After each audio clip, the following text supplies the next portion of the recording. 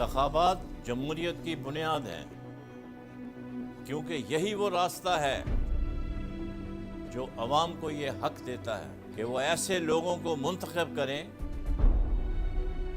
جو ان کے بنیادی حقوق کی حفاظت اور وسائل کے حل کی ضمانت دے سکیں۔ پاکستان کے یہ انتخابات صرف عوام کو نئے نمائندے ہی نہیں دیں گے، بلکہ وطن عزیز کی معاشی ترقی اور سیاسی استحکام کا ذریعہ بھی بنیں گے۔ اور ہم آپ کو آگاہ کریں گے انتخابی کھیل کے داؤ پیچ سے، ہر حلقے کے متوقع فاتح سے۔ دیکھتے رہیے لائیو ود مختار بٹ۔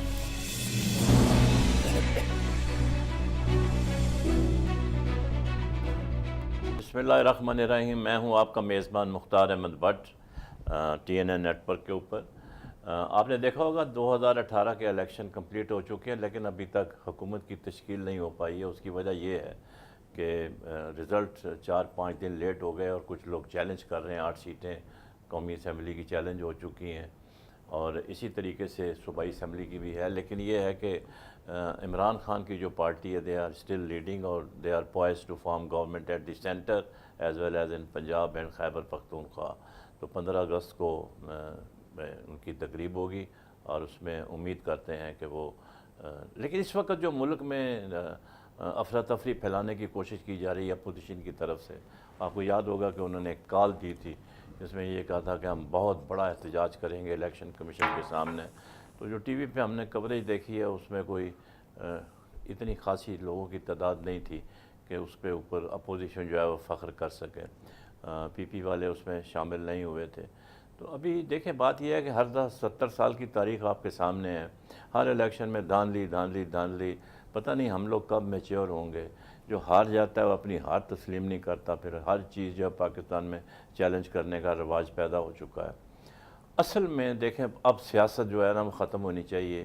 اس وقت ملک جو ہے وہ ڈیپ فائنینشیل کرائسس میں ہے۔ یہ بات اگر سب کے سامنے آ جائے گی تو میرا خیال ہے کہ تمام جو ہیں ہمارے لوگ وہ ایجیٹیشن کو بند کر کے اور اس طرف کوشش کریں گے کہ ملک کی اکانومی کو کیسے بہتر بنایا جائے۔ جیسا کہ آپ کے علم میں متوقع وزیر خزانہ جو ہیں وہ اسد عمر صاحب ہیں پی ٹی آئی کے۔ وہ ایک بہت ہی قابل ہونہار ہیں، اور اپنے سبجیکٹ پہ ماسٹر تو کوئی بھی نہیں ہوتا، لیکن یہ ہے کہ ان کو کافی عبور حاصل ہے، اور جو ان کے بیانات آتے رہے ہیں اس حوالے سے ہم کوشش کریں گے کہ ان کو کچھ ہم آج کچھ مشورے دیں جس سے کہ اکانومی کی کنڈیشن بہتر ہو جائے۔ اس وقت ملک کے اوپر تقریباً $98 بلین کا قرضہ ہے، اور جو ہمارا ٹریڈ ڈیفیسٹ ہے وہ اوور $35 بلین ہے۔ آپ نے دیکھا ہوگا 3.7 ٹریلین روپیز جو ہیں وہ 190 جو ہماری اسٹیٹ انٹرپرائزز ہیں اس کے اوپر پچھلے 5 سال میں خرچ کیا ہے، اور پچھلے سال 2017 میں 1.1 ٹریلین روپیز جو ہیں وہ ہم نے دیے ہیں، جو صنعتیں بند ہیں۔ یعنی کہ صنعتیں بند ہیں، کسی کو پرواہ نہیں ہے۔ ہم صرف یہاں پی آئی اے کی یا اسٹیل مل کی بات نہیں کر رہے، میں بات کر رہا ہوں 190 اسٹیٹ انٹرپرائزز جو ہیں، جس کا کہ حکومت نے وعدہ کیا تھا کہ ہم پرائیویٹائز کریں گے۔ اور اس میں یہ ہوتا ہے کہ 90% آپ نے ڈیٹ ریٹائر کرنا ہوتا ہے، اور 10% جو ہے وہ آپ دوسرے کاموں میں خرچ کر سکتے ہیں۔ لیکن یہاں معاملہ الٹا ہوتا ہے، ڈیٹ ریٹائر تو ہوتا نہیں بلکہ اس میں اور اضافہ ہو جاتا ہے، جس سے ملک پہ جو ہے بوجھ پڑتا ہے، اور غریب آدمی جو ہے وہ چکی میں مزید پیسنا شروع ہو جاتا ہے۔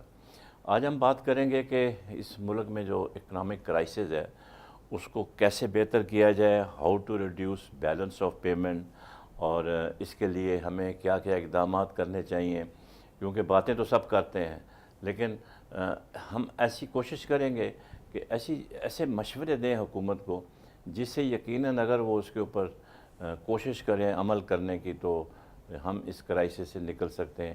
ظاہر ہے اوور نائٹ میں ہر چیز ٹھیک نہیں ہو سکتی۔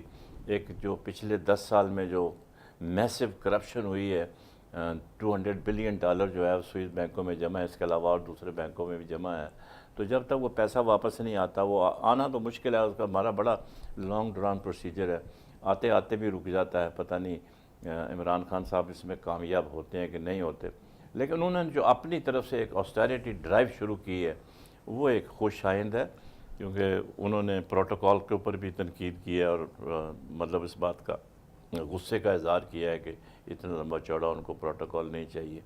تو دیکھتے ہیں کہ وہ کہاں تک عملی جامہ پہناتے ہیں. آج ہم ان تمام باتوں پہ ہم نے جو گفتگو کریں گے اس کے لیے ہم نے دعوت دی ہے جناب محمد توفیق عبدانی صاحب کو. آپ چیئرمین ہیں کریم گروپ کے اور آپ کا تقریباً جی ہمیں جیسے پتہ چلا ہے کہ آپ کا 50 سال کا تجربہ ہے بزنس میں. آپ بہت بڑے مطلب بزنس مین ہیں, انٹرپرینر ہیں, بڑے سے مراد یہ ہے ایکسپیرینس. تو آپ کو اسٹوڈیو میں سر ویلکم کرتے ہیں. تو جیسے میں نے اپنے شروع میں کہا عبدانی صاحب کہ ملک اس وقت ایک سب سے بڑا جو مسئلہ ہے وہ ہے اکانومی کا, کہ ہم لوگ بہت ایک بری حالت میں ہیں.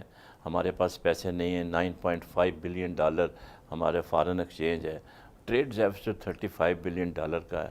تو آپ کے خیال میں آپ کو ایسے یہ کیا مشورہ دینا چاہیں گے ابھی حکومت جو آ رہی ہے جس سے کہ ہم اپنے پاؤں پہ بھی کھڑے ہو سکیں, ہمیں IMF پہ بھی شاید نہ جانا پڑے, تو اس کو صورتحال کو کیسے بہتر کی جا سکتی ہے؟ جی تھینک یو ویری مچ جی. دیکھیے صورتحال تو بہت گمبھیر ہے, اٹس ویری سیریس. ایک ساتھ تو کچھ بھی نہیں ہو سکتا, لیکن میں اسد عمر صاحب کی بڑی عزت کرتا ہوں. از اے لرنڈ مین, ایجوکیٹڈ. جی بالکل صحیح کہا آپ نے. اور ان کی ایک بات میں نے ٹی وی پہ سنی تو مجھے بہت اچھی لگی کہ میں کل عقل نہیں ہوں, میں لوگوں سے مشورے لوں گا.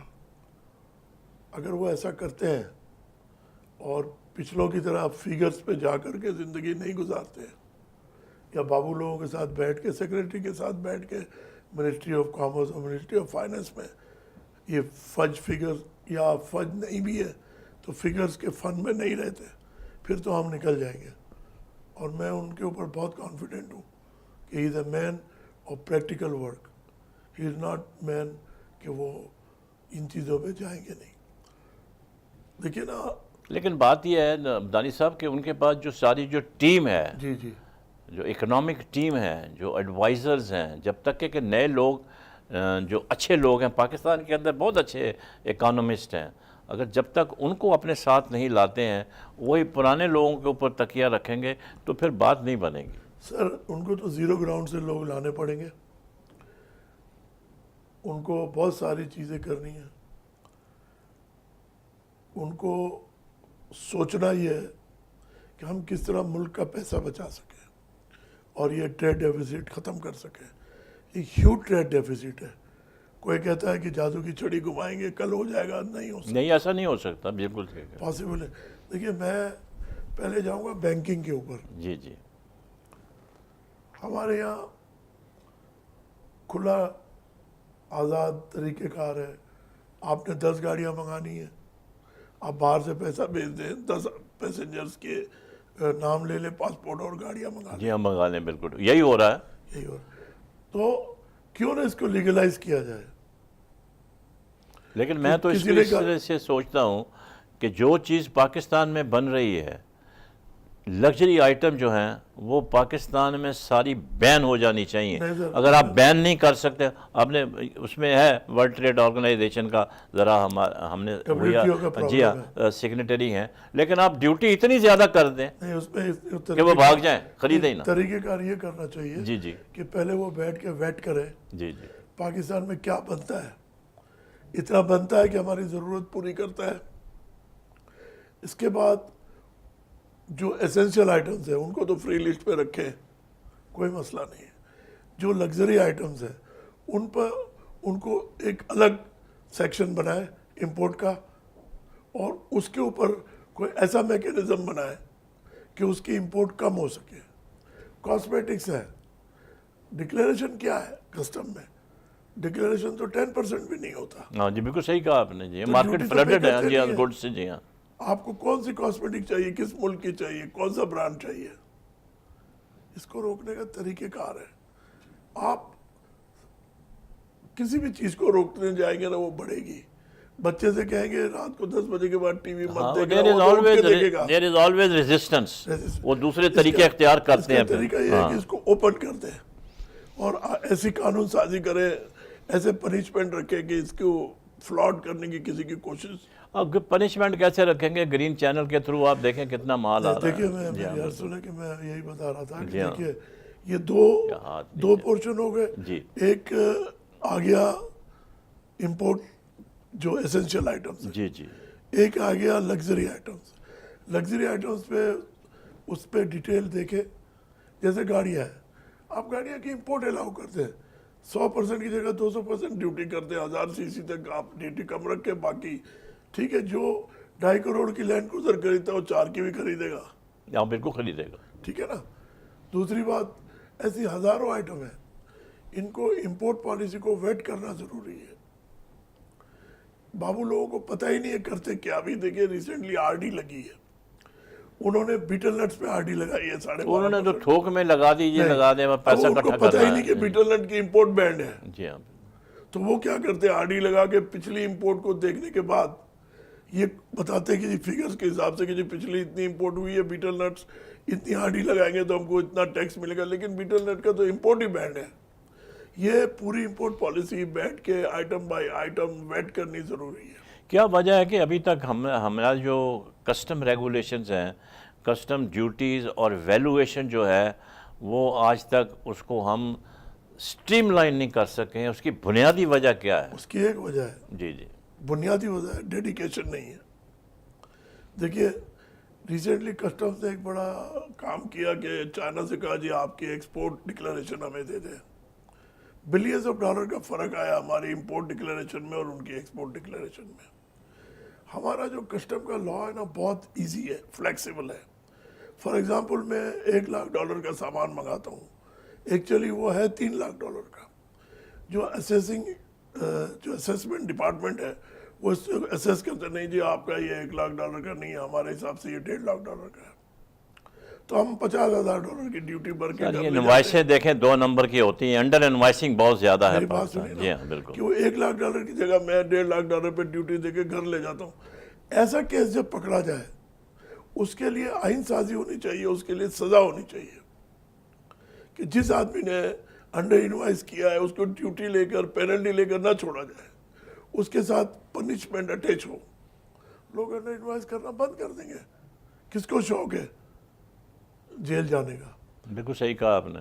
इस तरह देखिए, इस तरह हमारे बहुत सारे ऐसे काम है। अब वैल्यूएशन डिपार्टमेंट है, हमारा valuation department up to date नहीं है। मैं ऐसी 10 आइटम निकाल के बता सकता हूँ जिसपे इंपोर्ट ट्रेड प्राइस बहुत लो है।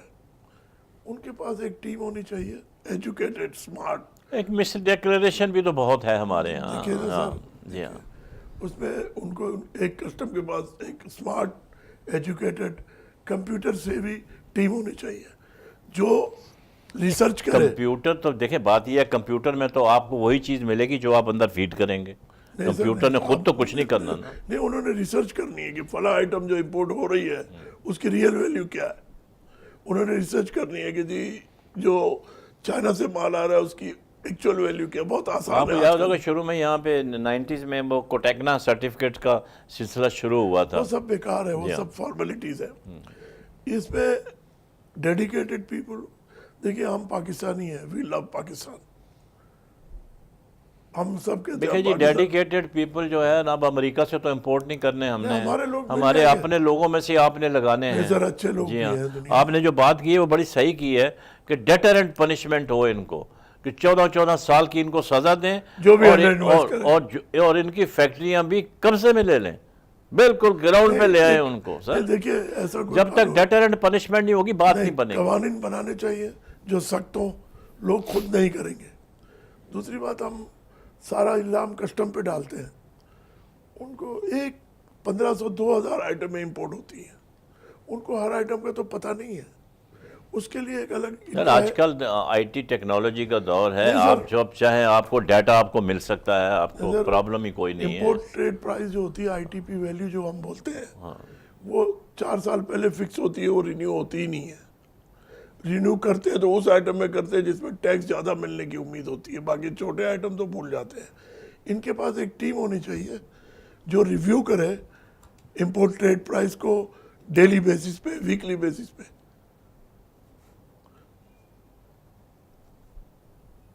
دوسری بات یہ ہے کہ ہمارے جو فائننس منسٹر ہیں ان ابھی ہم waiting- یہاں ذرا بریک لیں گے، اور آپ نے جو بات کی ہے کہ ایک ٹیم ہونی چاہیے جو کہ اس کو ریویو کرے پرائسز کو، تو یہ بریک کے بعد پھر ہم واپس آتے ہیں، یہیں سے سلسلہ شروع کریں گے جہاں ہم چھوڑ کے جا رہے ہیں۔ So let's have break. انتخابات جمہوریت کی بنیاد ہیں، کیونکہ یہی وہ راستہ ہے جو عوام کو یہ حق دیتا ہے کہ وہ ایسے لوگوں کو منتخب کریں